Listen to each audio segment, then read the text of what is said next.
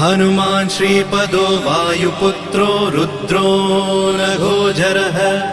अमृत्यवीरवीरश्च ग्रामवासो जनाश्रयः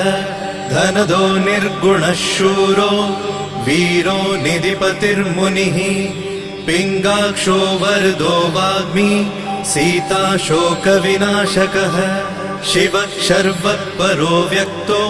व्यक्तो धराधरः पिङ्गकेशः पिङ्गरोमा श्रुतिगम्यः सनातनः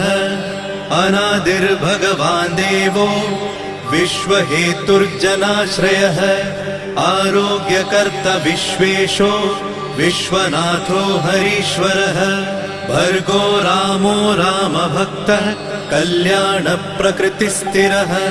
विश्वम्भरो विश्वमूर्तिर्विश्वाकारश्च विश्वपः विश्वात्मा विश्वसेव्योऽथ विश्वो विश्वहरो रविः विश्वचेष्टो विश्वगम्यो विश्वध्येयः कलाधरः प्लवङ्गमः कपिश्रेष्ठो ज्येष्ठो विद्यावनेचरः बालो वृद्धो युवा तत्त्वगम्यः सुखो यजः अञ्जनासूनुरव्यग्रो